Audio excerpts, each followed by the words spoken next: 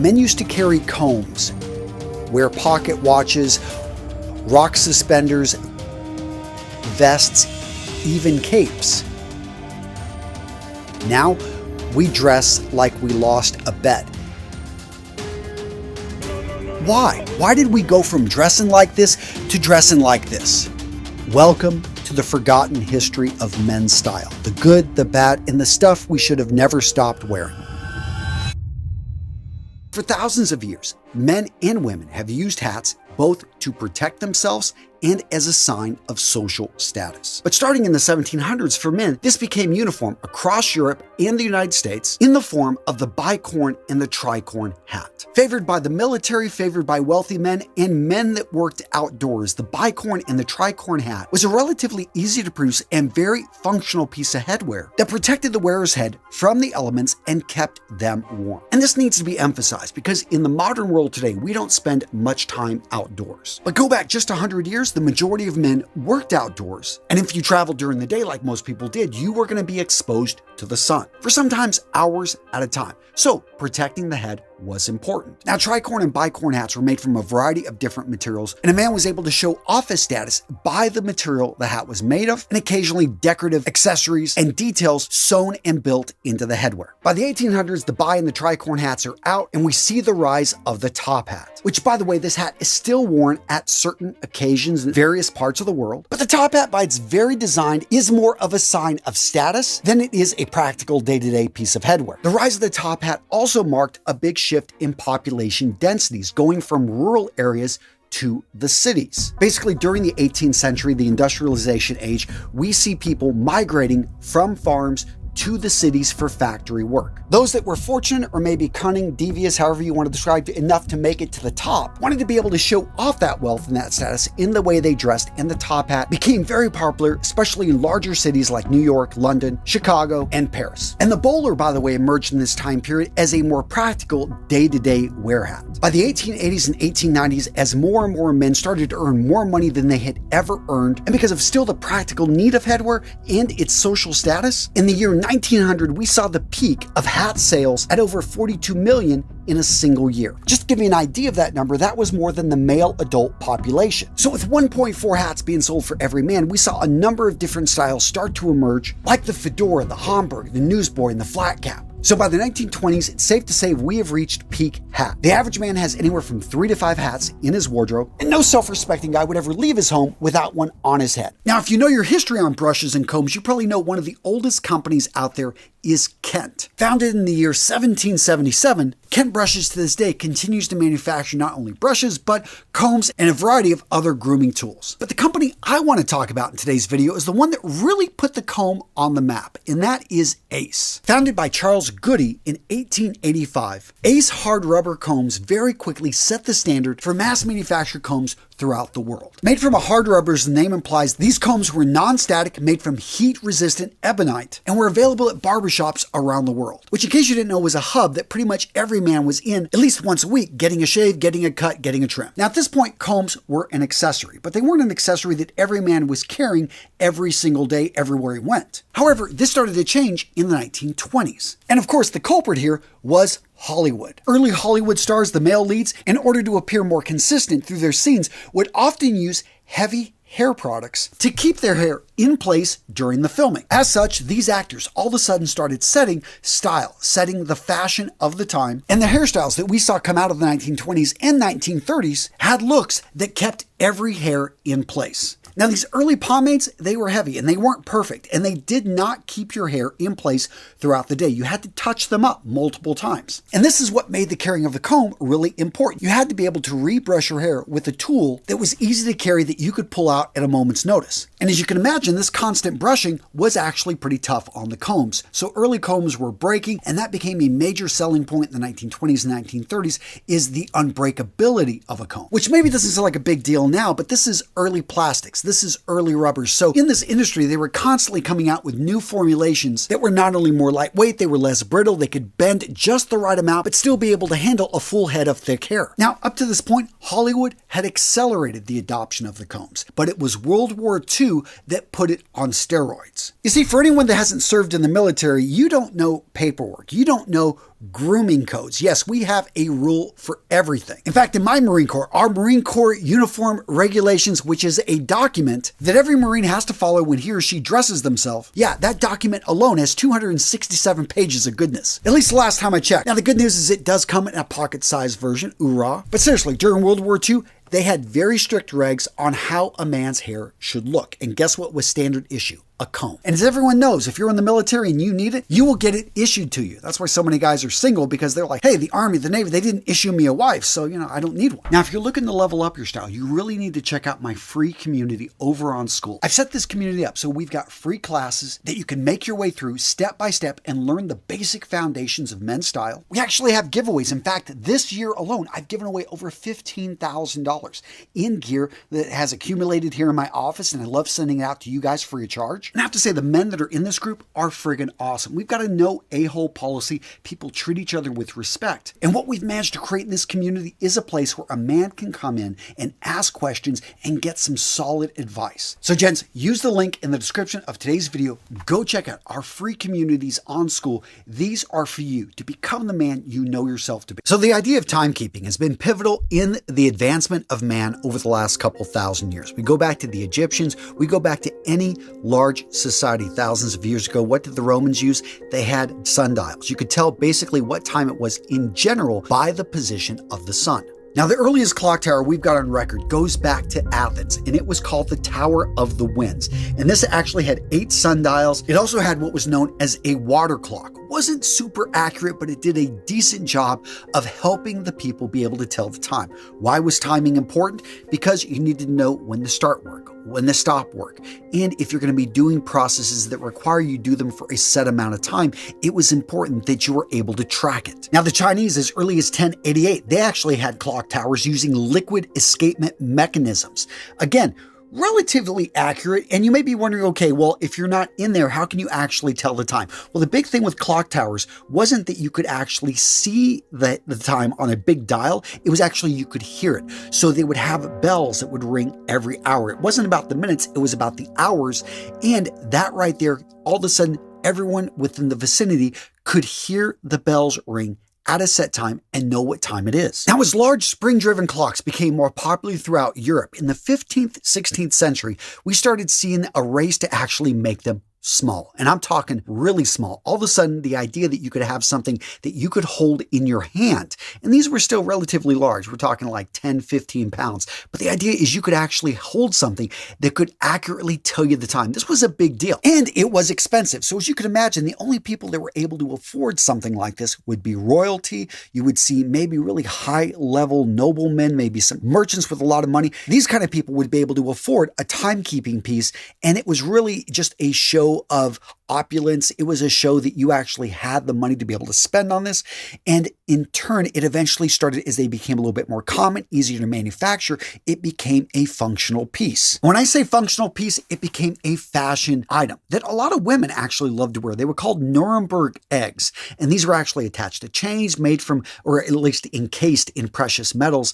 And they pretty much served the purpose of jewelry. And they were accentuated your outfits. And they had a small timekeeping device, sometimes even hooked up with an alarm. And again, it was all about a show that you had the wealth to actually own something like this. Now, in the 17th century, there was a big fashion trend. All of a sudden, men started wearing these smaller pocket watches that would fit in your pocket. They were that small, and it was just a fashion piece. It was be able to pull something like this out around people. It showed that you had means, that you had money, that you basically had something they didn't have. Now, to better fit in pockets, the shape evolved, and the technology, the technicians, everything at this point was handmade. Nothing is mass manufactured. So all of a sudden, everything is geared towards, yes, getting it thinner, getting it smaller, getting it so, yeah, the smaller, the better. And again, it was a race to the bottom here. And we actually know how valuable these watches were because we can go look at old newspaper clippings. Stolen watches, apparently it was a big deal. People were offering 5 guineas, which is a big amount in that time, for just information on the whereabouts of my stolen watch. By the end of the 18th century, though, you started to see watches just start to reach the masses. In fact, a lot of sailors could afford a watch that they would take on their journey. When you're out on the ocean, especially if you're crammed, in bad weather, it's nice to be able to actually know what time it is when you don't see the sun for a while. It happened to me on a boat. I remember not going up for like 3 or 4 days. These were huge boats in the Marine Corps. We're always riding with the Navy, but you kind of want to know what time it is. The first evidence that we see of a cloak, or I was able to find, was from about 500 BC, and this is on a cup that's over in the Louvre, and it's from ancient Greece, and it shows 2 people hiding under a cloak. Wonder what they're doing. But seriously, the Greeks are given credit, I think back to 750 BC for the himation, which was a variation of the cloak. The Romans eventually took it and ran with it, and their variation was known as the pallium. Now, as it seems like they did with a lot of things, the Romans took the Greek idea and they actually made it theirs, and in some ways improved upon it, or actually gave us the first idea that capes and cloaks could be used as differentiators for us to be able to see who a person is and their rank in society. Now, the simplest form of the Roman cloak was known as the paenula, and this was worn by both men and women. It was just a simple thing that you wore to show that, hey, I'm a part of the community. Now, higher up the rank structure, we had soldiers, and they were actually wearing sagums, and these were larger cloaks, a little bit longer, and they had specific colors. So if you're wearing a red one, you were a regular foot soldier. If you were wearing one that was scarlet, you were an officer. If you had a purple sagum, you were a general. And if you were a general, you wore what was called a licerna, and that was attached to one shoulder by a brooch on one side, and it basically was made in a color that it was very distinctive. People knew who you were. They got out of your way. You were in charge. You were the man. And this status symbol wasn't confined just to the military. We also saw Roman senators wearing licernas in purple as well over their togas. And by the way, the use of cloaks as a status symbol was not just a European thing. We saw this also over in North America. In fact, the ancient Aztecs wore what were known as tomatlis. So if you were a nobleman, if you were, the guy on top, if you were a priest, if you were a warrior, you wore one of these to signal who you were in society and at functions. Specifically, the most brightly colored, elaborately decorated tomatlis were reserved for the jaguar knights, for the eagle warriors, for the noblemen, for the priests, and for the emperors. Cloaks continued to be used for over 1,500 years, a very functional item, which, yes, they could serve decorative purposes. If you were a king, if you were a prince, if you were a nobleman, you would have just really high-end fabrics, gold, and other precious items sewn into the cloak that was decorative. But functionality-wise, the common man found, hey, this is just something that works. So we saw this popping up and used throughout medieval times. It was a simple garment that the peasants would use and a king would use, oftentimes to protect themselves from the elements. And that became the functional aspect of it. In fact, there was a whole class of mantle makers. That's actually, they were called mantles or mentals, but mental makers was a type of person that actually just made cloaks as a living. Now, for a garment style to have lasted for over 3,000 years, I really think that speaks to the overall usefulness and functionality of the cloak. So we trace the birth of suspenders back to 1736, when a French ribbon manufacturer began producing and selling decorative suspender straps. Now, these early iterations were connected to the trousers with buttonholes, which is a tradition that continues today. And over the next 100 years, the fashion and the industry of suspenders flourished. And as mentioned earlier, the reason for this was the simultaneous rise of breeches. These knee-length trousers became all the rage, and as more men wore them, the need from keeping these breeches from falling down all of a sudden became evident. Now, early suspender materials really depended on how much money the person had to spend. A man that was working class perhaps would go with a cheaper cotton or a very simple durable leather, while a man of higher status that had more means could go with a beautiful pair made from silk or a combination of all three of those materials. But the big innovation with suspenders came in 1822 when Albert Thurston brought the X and Y designs, which we see on the back of the suspenders, to the masses. At about this time as well, we saw the use of elastic materials, which made suspenders not only more comfortable, but ensured they maintained a snug fit throughout the day. And by the mid-19th century, during the Victorian era, this was the height of suspender usage. Throughout Europe and North America, suspenders were seen as an essential men's accessory. That being said, it was one of those accessories that most people didn't even see on a man because it was considered underwear. It was one of those items that was worn under the jacket, and men did not take off their jackets in public. Still, if a man had means, if he had money, he would oftentimes go with a decorative pair. For certain industrialists or aristocrats, it was one of those small details that sent the signal you had the money to spend on those little details that most people, well, just aren't going to spend the money on. Because at this point, everybody had a pair of suspenders. It didn't matter if you were a farmer, if you were a laborer, you owned a pair of suspenders because it was the only practical item in your wardrobe that would keep your pants up. But the dominant position that suspenders held in menswear was about to end. So the belt, as we know it, has only been used to hold up men's trousers since really the 1920s. Prior to that, and for thousands of years, belts were used as a utility item. For thousands of years, leather belts have been used to hold weapons,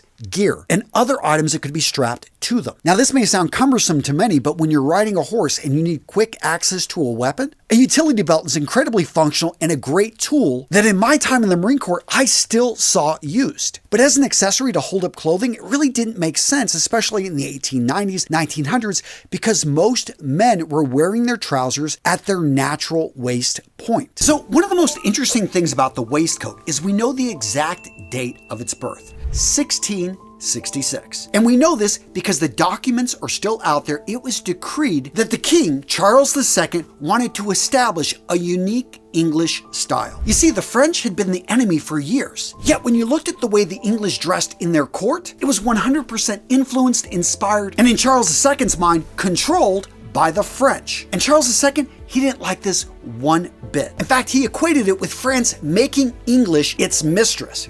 And the king was apparently egged on by the writer John Evelyn, who wrote in the pamphlet Tyrannus in 1661, would the great persons of England but own their nation and assert themselves as they ought to by making choice of some virile and comely fashion. And in 1666, when the waistcoat made its debut, he described it as the most graceful, virile, and useful mode that ever appeared at court. So at this point, the English are all full of themselves, elated because they have now set the trend. Which, by the way, is actually not the case because Charles II had come up with the idea after seeing the styles of adventurer Sir Robert Shirley, who had actually borrowed it from the Persian court of Shah Abbas the Great. Now, the original waistcoat was actually really long. It would go down past the knees, and they were adorned, colored, and these things were pretty darn elaborate. And of course, they showed status because they were only worn by men of means that could afford to have them made. Now, by the 1700s, the garment was short, and we also saw a wide variety of materials. Initially, they used English wools, but a lot of men started to choose silk because it was just more elegant, it was beautiful, and it layered well. And from a practical perspective, the shortened version was actually very functional. Because it was sleeveless and cut close to the body, it provided the insulation layer of the most important part of the human body, the torso, and therefore was incredibly functional 3/4 of the year in England. Freedom from sleeves also made it really good workwear because you had full movement of the arms, and if you started to perspire, you actually had a little bit of venting in the armpits. And throughout the 1800s, the vest became commonplace. Overall, the styles became much more muted, and a man with money would have a range of waistcoats made. Silks for the summer for suits and formal wear, heavier wools and tweeds for whenever it got cold. And because these vests were also made from the same material as suits, all of a sudden you had the emergence of the three-piece suit. Now, since the beginning, men have been growing facial hair, but it wasn't until about 10,000 years ago that we have archaeological evidence that men were actually starting to style their facial hair. Seriously, they were using clamps, shells, and rocks to cut and to shape and to pluck facial hair into certain configurations. Later, with the invention of bronze, metals, and crude razors, the Egyptians and other cultures took it to a whole other level, especially for religious reasons. They wanted to have a certain type of look. And let's just say that some of these guys really cared about their facial hair. In fact, in the 14th century, we find knights, their armor was actually made in a way to accommodate their, yes, beautiful facial hair. Seriously, Edward, the Prince of Wales, on his tomb in Canterbury Cathedral, it shows the prince in full battle dress with chainmail encasing his face and neck, but allowing his long whiskers to flow over the top. But it was really the Elizabethan era, and King James I, when he came to the British throne, he was so proud of his dapper mustache that he had basically tons of art made with this. His son, King Charles I, would go on to make the goatee and the handlebar mustache iconic. You got to understand that these rulers at the time were setting the fashion trends. If you wanted to be hip, if you wanted to be in, then you copied what these guys were doing. And that's why Sir Anthony Van Dyck and his portraits that were passed around and the fashion trends that ensued, everybody wanted to have a Van Dyck facial hairstyle. Unless you didn't, unless you wanted to push back, unless you wanted to be a little bit of a revolutionary, like Oliver Cromwell. And we look at his very frugal mustache that he sported. And even after revolutions, the mustache continued to be a symbol of power. King Charles II, he ruled with a mustache from 1660 to 1685. And what's funny is you look at some of these portraits of him in his early teens, notice he's still got that big burly mustache. Yeah, somebody here was brown nosing. Now, gentlemen, if you enjoy videos like this, do me a favor and smash the like button. Seriously, you want me to grow a mustache? I gotta see a whole lot of likes here. Now, archaeologists and anthropologists argue over the exact time frame, but it's believed men and women have been wearing clothing for over 30,000 years, and possibly up to 3 million years ago, we started wearing furs. Now, the general consensus is that we've been draping skins on our body for over 100,000 years, and the earliest form of pinning that, of bringing it around, is a skirt and basically draping it over the body and wearing it almost like a dress. Now, in recorded history, the first instances we see of men wearing skirts are in ancient Egypt and ancient Mesopotamia. In fact, in the Mesopotamian kingdom of Sumer, we see a particular skirt worn by men known as the kanake. Now, the word kanake usually referred to a sheep's skin, but eventually became known as that skirt, which again was worn for ceremonial purposes. Now, when we look at the Assyrians, we look at the Babylonians, we look at the etchings, the carvings, the drawings that are left, we see that a number of kings and their servants and their attendants are all wearing garments that look like skirts, basically fringe clothing wrapped around their sleeved tunics. Now, the Egyptians, they were pretty equal opportunity here. Both men and women wore a very similar type of tunic that also had a skirt with it, and this was just simply common clothing for those that could have clothing like this, because it still was relatively expensive, and we saw this for hundreds, if not over 1,000 years. And in fact, in the old kingdom of Egypt, again, we're going back like 2100 BC, there was a particular garment that was wrapped around the hips, and this was known as a shendit. These were depicted in hieroglyphics, and we know that it was made from a rectangular piece of material. It was wrapped around and tied in front. Now, as time moved on, we moved into the Middle Kingdom of Egypt. All of a sudden, you see the fashion trends shift towards longer skirts. And when we're talking longer, these things would go all the way down to the ankles and would start up at the armpits. So yeah, definitely a long skirt. Now, as time went on and we entered the New Kingdom of Egypt, it became fashionable for men to wear skirts that actually had a pleated triangular section, which underneath would also have a triangular loincloth. Now, of course, the Egyptians didn't have the monopoly on the man skirt, because the Greeks also brought it in, the ancient Greeks,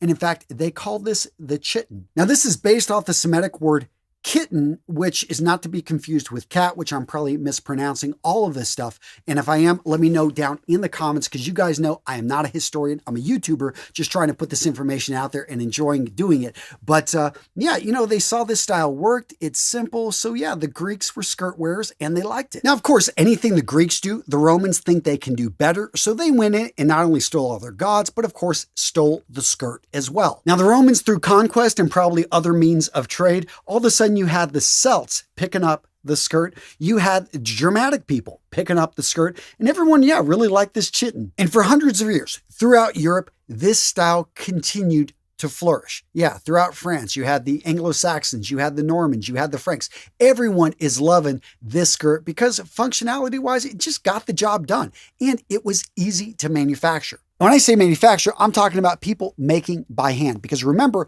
all clothing at this point is made by individual. There's no such things as factories to be able to get your stuff. And again, to illustrate how powerful, how entrenched the skirt was at this time, let's look at the armor of knights. Yes, that is a metal skirt. Did it provide much protection? I'm not sure, but you know what? It looked good, and yeah, it was fashionable. And here is the man skirt at the height of its power. You have arguably one of the most powerful men in the world, King Henry VIII right here, proudly wearing his skirt. Looking good, setting trends. You can bet that the nobility, everyone around wanted to, you know, imitate the king. You don't want to go as high. You don't want to have the whole on codpiece like this guy was pulling off in his armor, which is actually a whole other story. But, you know, skirts are just in. And when you see the most powerful, you see the guys at the top wearing these skirts, guess what? You want to imitate, you want to wear something like this. All right, gents, what video to watch next? Well, I got you covered right here with this video, which, yeah, you can tell what it is. Click on it, go check it out. Magically, you'll be taken to this next video, which I promise is amazing. Check it out. Boom, click it right there. That's it.